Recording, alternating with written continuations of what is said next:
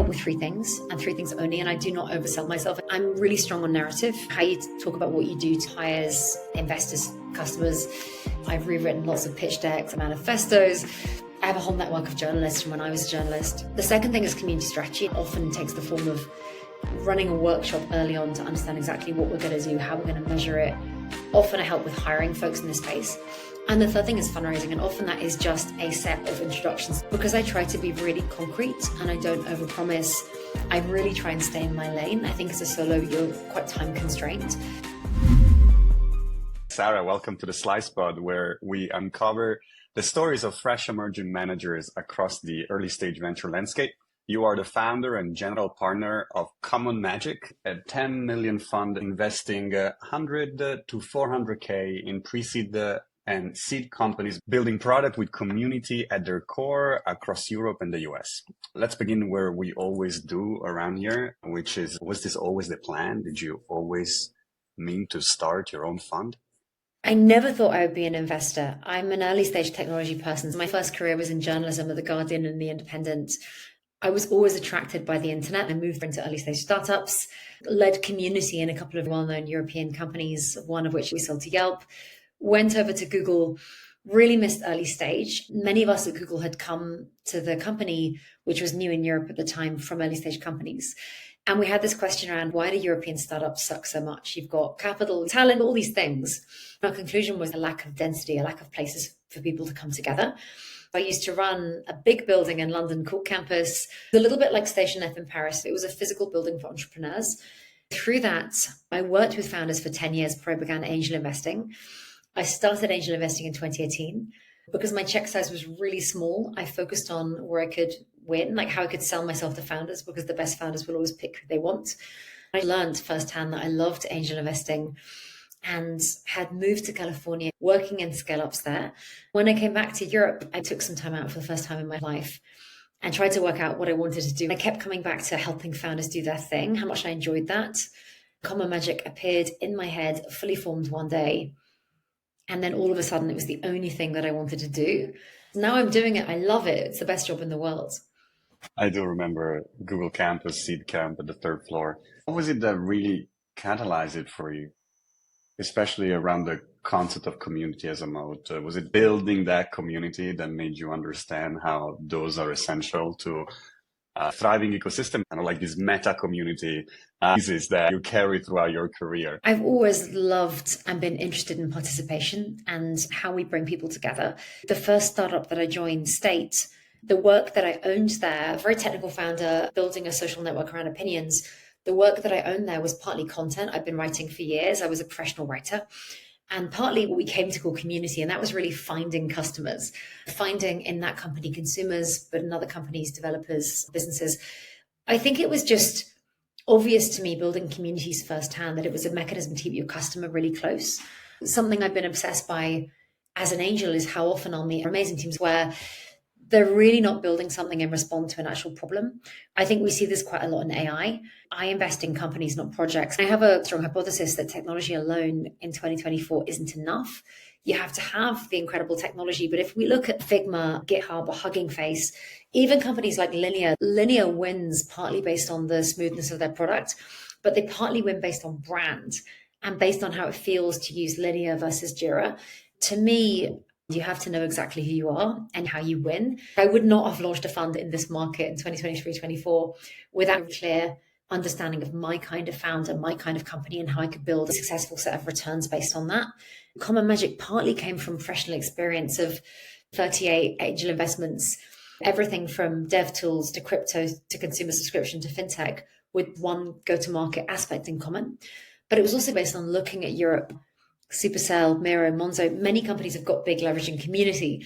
If you ask the founders how they did that, in each case, they stumbled into it. And I kept thinking, wow, if I can find companies that have a hypothesis, this is their go-to-market, if I can help them win, if I could build distinctive deal flow in the domain that I'm known for and help the companies win, that starts to feel like a very compelling proposition. My check size is so small. I think when you're doing checks of 150K, 200K, it has to be really clear to the founder why you're going to be an incredibly strong addition to the cap table. I think founders know a lot more now and they're a lot fussier. I wanted to make it really easy for them to pick me and me to pick them. Let's keep on this. This is going to be the community episode. There's community at the core of your career. There is community at the core Yeah. of the thesis that you invest in. And then there is community at the core of emerging managers in Europe. General venture in Europe, very small pond, lots of big fishes. We got connected through Hugo, who was a guest a few episodes ago. He has a similar spin on the consumer side, which is why you guys work well together. We apply the same idea to the thesis of community, go-to-market level, at the fund level. Don't you feel that it gets too small too quick for your specific arena within the European landscape? Don't you run into the same folks all the time? Because a product is great and the distribution is awesome because of that community effect. I would imagine that there is a line out the door of managers willing to invest. I think there's two things you're asking there. One is around competition and one is around collaboration. I always built my fund to be collaborative.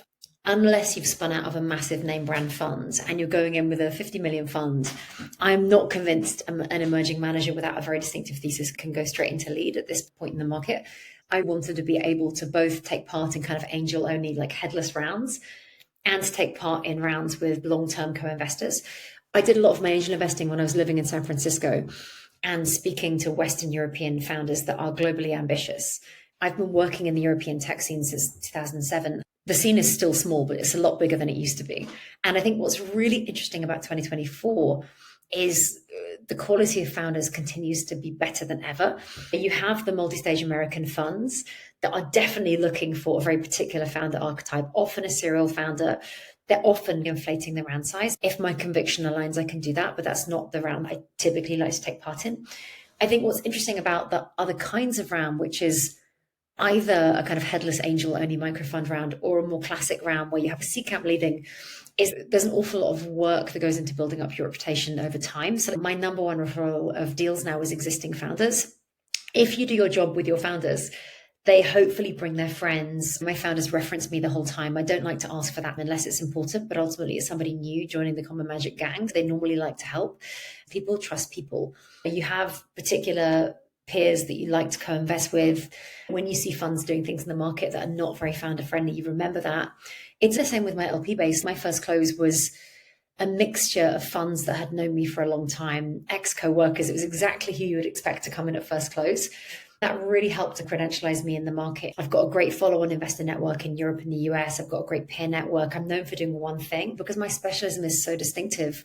There are definitely a couple of funds in the US that I think of as I'm glad I'm not fully doing. I do the US opportunistically. I've just invested in an amazing team where I worked with the founder 15 years ago. So I've known him for a very long time. I don't chase deals in the US in the same way. The market is too busy. The valuations are too high. Why would you come to a tiny fund in London if you can get that money down the road? It doesn't make sense. I do find in Western Europe, people that have the blend of experience I have, that have also got that US ambition. I still find I'm not competing too much for my particular part on the cap table, but I'm sure that will change. Where did you learn how to invest? Where did you learn what is your sweet spot? And what is the right time, the right place, the right founder? Yeah, I continue to obsess about this because I think the job of a VC is, if you take away the fundraising and fund admin, it's ultimately picking, winning, helping to raise the next round and exiting. I think I was quite lucky as an angel in that I joined the Atomico program pretty early on. They had a program that I think is now defunct, where they talent spotted a group of 10 angels per year. I'd had a long-term relationship with them because they were the lead investor in my first company. Every year they would give you a certain amount of money and you could deploy into any company you wanted, but you had to write a memo. What that did for me is, first of all, it helped justify in my mind time that I spent talking to founders. I'd already been angel investing, but I think I'd done 6 checks. It was pretty early in my journey. I started reading more about the power law, portfolio construction. You start to understand, if you speak to great VCs in your network, they're like, okay, here's what it takes to make a fund model work. I thought about it in that way of, this is my angel portfolio. If I think about the founders I'm drawn to, I don't tend to like founders that are highly credentialed. I don't tend to like founders that have come out of big tech, despite the fact that I'm ex-big tech.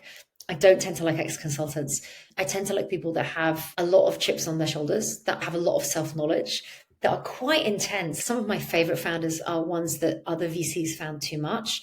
I tend to like people that are difficult in some ways. I love people that are good listeners, are good communicators. But to me, it's a bad sign if a founder takes all of my advice. I will always have an opinion and I will always work to earn their trust. But at the same time, they are the founder, they know best. And so whatever domain the company is in, I keep observing certain traits that remain true. Whether you're building a robotics company in Switzerland or a consumer company in New York, I look at the founder profile and I'm like, wow, there's something these people have in common. They tend to be incredibly hungry and ambitious. They tend to have not gone to the top university. They tend to have had a couple of high-profile failures in their background, which I personally love. I think all these things add up to the story of how a person came to do this one thing. How do you assess that common magic factor? Is there a drinkwater scale of grit that you score them against? I don't have a checklist. I will meet somebody, I can get a deck cold inbound. There's a million ways. And I tend to do a first call pretty fast. If there's a deck, I'll look at it and have some questions about the area, but if not, that's fine. I think what you're always looking for is unique insight and unique ambition. It's a combination of those things. And particularly the domain I work in, for somebody to build a really compelling product at scale that has community at its core. If I look at Figma, for example, who I've seen talk many times, an incredible listener, very good at understanding what people want, and at the same time, very intuitive. He's not building something purely to people please. He has great taste. He has a great intuition for where he's going. And I guess what I'm looking for in first conversations is a thickness of thinking. I want to be intellectually excited. I want to feel like this is the only thing they want to do for the whole rest of their career. I think about how I feel about Common Magic. It's absolutely my baby and I'm obsessed with it. I didn't understand that when I was an operator versus a founder before, but I get it now. It's just a different level of engagement and of obsession. With a gritometer, it's all these small cues that you get. I'm thinking of a founder, Remy, that I work with, who's incredibly fast. When we first began talking, I think it was the Monday, we met the Tuesday, met again the Wednesday. And by the Friday, he put together something custom that I'd asked him for. If I look back, I wanted reassurance about a certain thing, and he pulled me loads of data. This is not something I directly asked for. It's something he picked up on in conversation with me that I needed to get to yes. He did that really fast. I'm always really compelled by that. Doing what you say you will do should be the absolute bar. But at the same time, there are certain founders you meet and you want to go on that journey with them because you know, keep learning, keep doing, keep pushing. And is it all community driven? Do you ever find something in the market that you're like, I need to get into that? And then you use the community to pursue it. It happens a million ways, right? I definitely get a lot through existing network and existing founders. I get about 70 decks per week through cold inbound. I became obsessed recently with machine learning biotech. In the AI field, the Transformer Library was this massive unlock because it created a platform where it was a foundational piece of research where Hugging Face came out of that. Like it led to an awful lot of kind of acceleration in the field. Bio is still very fragmented. A lot of data lives in papers. So that's the kind of space where I'm not a biotech investor, but ultimately software that powers and accelerates and creates platform space for biotech is exactly the kind of space I like and want to be in. In that case, this is a RFP for anyone listening. I'm really interested in that space. I've been talking to a bunch of founders in the area to try and upskill myself. It works in a couple of ways. I keep track of questions. South Park Commons actually preempted me on this. They just tweeted about this. It's questions for curiosity. My question is it the right time for the Transformer Library and bio? I track about 30 questions at any one time. It feels to me now that we're moving partly to cloud, partly to local first on-prem, which means new cyberspace. I always have ideas in my head of, that's a really interesting area that I'd like to explore. But I'm also quite guided by founders. Like I'm in no way smarter than the market. I could meet someone this evening that tells me something new and blows my mind. And I'm like, yes, that's exciting. For my LPs, my goal is to build them the absolute best portfolio of globally ambitious companies that happen to be based in Europe with this very particular go-to-market strategy. How has first angel check that you cut through the angel track and now with an institutionalized LP-backed fund, how is your mindset? I'm sure the community was like a fil rouge all throughout, but how is your mindset about deploying capital changing? The horizontal focus remains the same because I wanted to know where I could win. Managing other people's money is a massive paradigm shift in terms of how you think about structure, discipline. As an angel, I went back and did a deep dive into my 38 companies and tried to understand if I'd have met them now with the data they had at the time, and this is the benefit of writing memos, would I have done the deal? And there were only 6 cases where I said yes. And I think that's a function of understanding what venture scale looks like. When you're a brand new angel, ideas feel great. It's not the same thing as understanding what does the next round look like. If I'm modeling out the exit There's so much more consideration of the financial implications of a deal if you're running a fund. And I think conviction is a very personal thing, but as an angel, you're a lot more swayed by, oh, Sequoia's leading and there's 10K left in the round and you join in right at the end. It's so different running a fund. I think particularly for me, I'm now 15 investments in. In at least 8 of those, I was the first person to commit to the round and then helped pull the round together. But I think as a fund, you're really aware that every decision you make, it's not just about your decision-making framework, your need to do diligence. It's also modeling out, do I know the person who'll lead the round the next time? As an angel, I've had 4 exits. In each case, those are amazing companies that didn't quite work out. So we found a soft landing for them. To me, it's really important now as a fund to be thinking about, I'm year 6 of being an angel. My absolute winners are still going strong and I'm tracking them closely and hoping things continue to be great. But if things aren't working out, how do you get some cash back from that to recycle? I learned as an angel, the work of getting exits is not like I've gone through an exit before that was quite painful. In a couple of cases as an angel, it was different. You're just trying to be very thoughtful as a fund. On one hand, you can play like an angel. Founders often call me and say, help me practice telling my lead investor this. Help me practice telling my lead investor not to do this thing that I don't like. So I can be useful in that way. If you're deploying other people's money, you have a fiduciary duty to report back to them. Every risk has to be calculated. I've got a lot fussier about valuation the last couple of years, especially because I was super active in the ZERP era. I've been really lucky that I haven't been dinged too badly for that. One company that had a high valuation has grown into it over time. A couple of others sold at the valuation they had at the last round. My mindset feels totally different. If I look at my memos then to my memos now, which I do that. When I recommit to a company, I go back and look at the first round, second round memo. Mindset's totally different. Let's hope. I'm assuming that you're still doing a bunch of that, call it comms for lack of a better word, but like helping them get the word out there.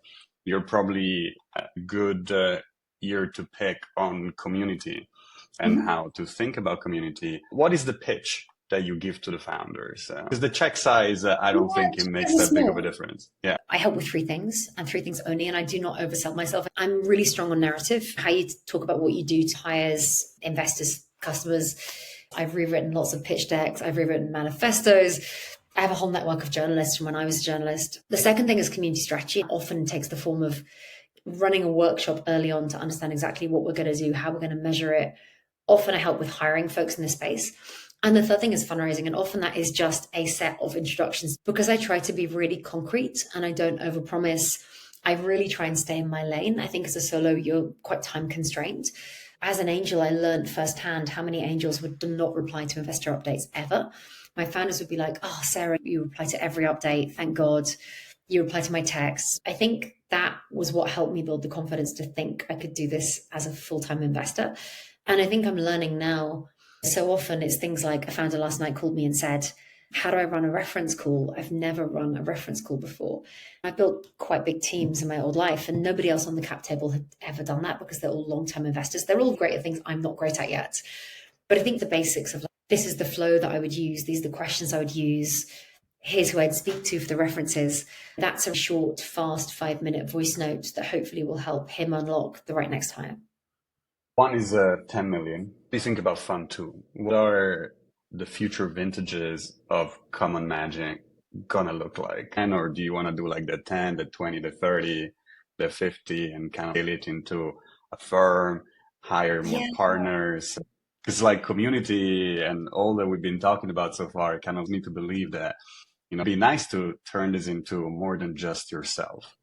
I admire funds that know themselves and have a fund size that fits their strategy incredibly well. The biggest check I wrote as an angel was 25,000. So when I started the funds, I had to prove to myself that I could write 10x that check. I was confident I could. A 10 million fund is a very classic power law portfolio, classic 32 investments, building the right portfolio. The way that I'm thinking about Fund 2, and obviously there's a lot to learn in the next year and a half, but it feels quite solid in my head already. I want to have the same thematic focus, the same number of investments, same geographies, mostly Europe, occasionally US, with 2 changes. I want to increase my ownership. I think I've learned firsthand in the first year that 5% feels better to me in terms of the work that I do for founders. For that reason, I want to raise something like 15 million or so. The second reason is that I would like to bring somebody on. I'm in the middle of hiring an operations lead right now. A venture partner is planned to join me next year. I don't like funds that go 10 to 100. To me, that's a little bit like you're moving place in the market. You're going from being everyone's friendly angel to competing with everybody, and that feels not right. But when I think about fund three, I definitely think about it being bigger than 15. I think about there being a broader team. Getting the team right is so critical. Tiny, Philip Murray and Andy Chung's fund have done a remarkable job of going from being a co-founded tiny fund to building this incredibly compelling team that have absolute trust with each other. That's a really good role model for me as I think about Common Magic's future. I don't want it to just be me. I think it was important for me to learn how to do everything myself, to learn to fundraise, to learn to do, I'm doing an audit right now. I think it's quite important to have that first-hand experience, but definitely I don't think it's going to be me forever. I would like future funds to be larger, but I also don't want to be planning an 100 million fund three. That is not the plan right now, based on what I see. Do LPs, the ones that you have so far, do they understand the product that you're selling? They get the Common Magic. What is the pitch to them? Because like we said in the beginning, it's not crowded in terms of absolute numbers, but it is a smaller market where there is a very small network and there overlap among emerging managers. I've got three groups of LPs. So I've got Isomer, I've got Allocator One, I've got a couple more coming in at final close. I did not think I would get institutions in Fund One. I spent time with that group because I believe that I've seen plenty of friends raise small solo funds with only individuals. And then when Fund Two comes around, that group can't re-up. And so I wanted to make sure I diversified my base. And so spent time with a couple of institutions I respected and was excited by the product. I think what they liked about it, and I'm paraphrasing, I'm a woman, I'm an operator. There's only 4 female solo GPs in Europe, and I'm the first one that's never been a VC before. The thematic focus of my fund is quite unusual in that for some LPs, certainly a lot of the trad European LPs, it was totally Marmite. They were like, so weird, we don't like it. 40 investments on thesis in exactly the right stage with exactly the right focus. I had a very long track record of being an operator in the same space, and I referenced quite well. I think with the venture funds, with Atomico, Local Globe, Camp, again, they'd known me for a very long time. It was such an obvious thing for me to build a fund in because this is what I'd cared about forever. And then with a lot of the individuals I have are people that have built companies in my domain, like the co-founder of Slack, some of the Hugging Face co-founders. They had firsthand experience of what it took to build a company in their way, and they got quite excited by a fund with this kind of focus. Half of my LP base is in the US. Having lived in San Francisco, the solo GP landscape there is so crowded. I would not expect or hope that somebody like me could compete in that kind of market. But I've been active in Europe for a long time, that I've lived in the US, that I have a good SF network. Many of my American LPs are Europeans that moved to America because they were not able to thrive in Europe in the way they wanted. I gave up my green card to come back to Europe and start this fund. That was how bullish I was about alpha in Europe right now because of the time I started raising and the fact that it was Fund One and the fact that I wasn't good enough at fundraising. It took me kind of 18 months to get to final close. I'm really lucky with my LP base. I've now 15 investments in, and there are particular fan favorites in the LP community so far, where they're particularly following certain companies they're excited by. And the benefit of being a solo GP is ultimately people trust people. Like I'm on WhatsApp with most of my LPs. They can call me anytime. You're trying to prove as an emerging manager that you can be a good steward of their money on the one hand and a good hunter of deals on the other hand. These are two conflicting modes where they want to know that you have great financial hygiene, that you're being thoughtful about exit strategies. At the same time, they want to know that you're in the flow with lots of exciting founders, with lots of exciting funds. I'm thinking of one in particular where when I originally committed, the deal was quite contrarian. Towards the end of the round, it became incredibly hot and was chased after by a lot of people. I still kept my position. With any GP-LP relationship, it's about the partnership. It's about the GP-LP fit. Plenty of LPs looked at the emerging manager landscape in Europe right now and thought there were too many small funds. I actually think that's an incorrect position, but I'm biased. I think a lot of the small funds coming up now will go in very different directions next. I think some will stay craft-based, 15, 20 million. I think some will go down the firm building route early. I think this is just the dawn of a very particular new wave of funds coming up, which to me is quite exciting. Why do you think the LPs are backing this new wave? What do you think it's the number one reason? Is it just for like housing purposes? Returns are great all that you want, but like checks are tiny. So like you can do 1,000x, but like if I'm putting in 100K, it's gonna be great on paper, but I think it's emotional. To back a fund in this market is a contrarian thing to do, and it's emotional.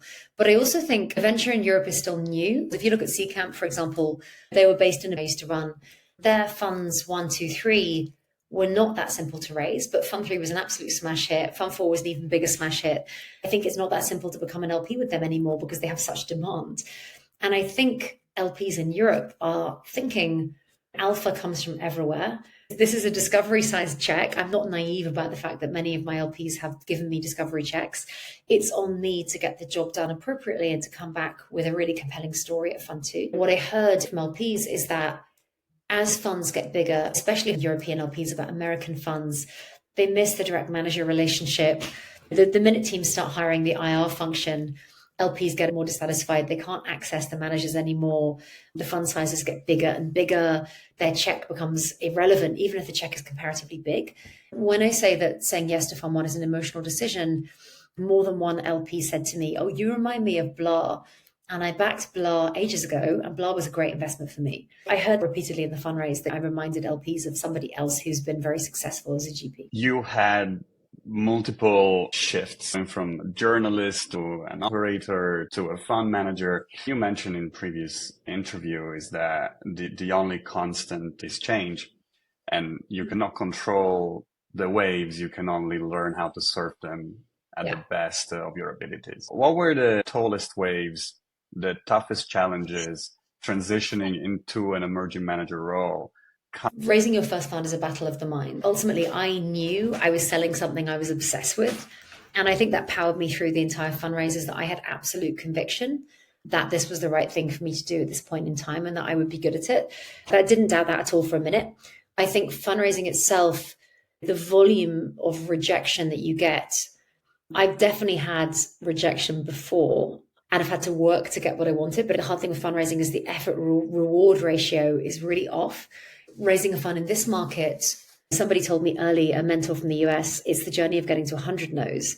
The journey of fundraising is synthesizing feedback, trying to digest what's useful versus what's not useful while retaining your conviction in the thing you're selling, while also sourcing and deploying capital at the same time. I'm a high capacity, super curious person that loves a challenge. And I definitely found parts of that super hard. Some of the outcomes are really binary. So I got to the end with totally wild cards. Yeah, and some really game-changing LPs in my fund already. But there was one particular LP that would have been very game-changing and got right to the final stage and just didn't get it. And that's, you're trying to understand what could I have done to get to yes, while understanding the information on your side is incomplete. You don't know who else they're looking at. You have a sense because Europe is small. If I was giving myself advice 2 years ago, I didn't really ask myself, would I like doing this all day? It just intuitively felt right. So I ran for it, which is very me as a character. I'm fortunate that I love every day now. Like it feels exactly like the right thing for me to do. But it's really hard to know that ahead of time if you've not worked in a fund, because even if you've worked in a fund, the job of running a fund is very different, I would argue. So much of what you're trying to do is get smarter faster. You're trying to become a surfer. And the work of becoming a surfer is reading the landscape, getting the right kit on, getting back up when you fall over, and trying to enjoy the ride. I think that's the thing I've tried to step back and enjoy. I'm about to do final close and I'm feeling so reflective because I'm suddenly realizing it's been 18 months, 19 months of absolute pushing. And I'm finally at the end, but it's not the end, it's the absolute start. And so that is very exciting. I think managing your energy in this process is quite tough. I certainly did not get that right sometimes in terms of my energy and waking up high, waking up low. The life of a founder. How do you keep all your ducks in a row? 18 months of fundraising, 15 deals in market, an audit, picking lawyers, changing accountants. I did my first 30 investments living in California, investing in Europe with a big day job and a small baby. And so I think ultimately you cannot be a solo unless you're willing to put the work in. You have to boundary your time well. I try really hard to do two things. One is set up good systems. I'm hiring an ops lead to help me with this. The second thing is being really focused. And I wanted to do 10 investments this year. I did 10 investments this year, all of which felt great quality. If I'd have only met 9, I would have done 9. With next year, I will do 10 investments, and I will keep up with 10 LPs for Fund 2 that I think are particularly excellent, that I want to spend time with. Sometimes you've got to have space for serendipity and going to random events. But I cancelled Slush this week because I just realized I'm about to do final close. I love Slush, but it's just not the best use of my time. I have traveled quite a lot this year. Sometimes the travel was worth it. Sometimes it wasn't. And nothing is worse than feeling it's 11 a.m. in insert X city, and you've only got 4 meetings that day, and you suddenly realize they could all have been calls. That feeling is not great. I don't want to have that feeling again. How do people get in touch with you? I have a public email, which is sarah@commonmagic.xyz. For me, being a working class kid that came to London with no connections and built a career, like, I don't really believe in woman shows. Like, obviously it's nice, but at the same time, I'm not going to wait. A cold DM last week has stopped me in my tracks. It was so good. I think the art of the perfect cold DM is quite special. I love email. I love WhatsApp. LinkedIn is my nightmare place. I'm just very bad at keeping up with LinkedIn. In general, smart founders can always get hold of me. I'm really active on most social networks. I write on Medium. There are very particular networks and communities that I'm really active in. I was very active in crypto the last 5 years. Founders find me in so many places. I'm not that hard to get hold of at all. What is the one thing that we didn't ask you that you're going to walk away and be like, damn it, I prepared for this the whole week, really did not ask me this question, and now the world is not going to know? You've touched a few times on Europe. I'm a Londoner that's lived in Tel Aviv, Bangalore, San Francisco. I'm quite global in that way. I'm very bullish about companies coming from Europe. The best companies I meet could be from anywhere. Like Miro and Booking are based in Amsterdam, but you don't think of them as Dutch companies particularly because they're not. I'm really seeing a very strong trend in my portfolio of founders becoming Delaware companies right from the start, of selling internationally right from the start, of not thinking of themselves as a German company. I've got one company in Munich building a developer tool to automate AI compliance under the EU AI Act. It makes sense for them to be in Germany, who are the most compliant. It's going incredibly well. They're selling a lot. But so many of my companies, like .txt in Paris, are based between Paris and New York and are perceived as an American company. I think the job of people like me is to dilute the archaic attitudes of some European investors of, oh, you should stay in Germany, what's your ARR, all these things. Secondly, to be helping founders work out if the goal is to build globally ambitious companies. It's about getting the work done. You can live where you want as long as you're thoughtful about your ambition levels and you create the structure to do so. I do agree with you that there is a generational change undergoing in venture.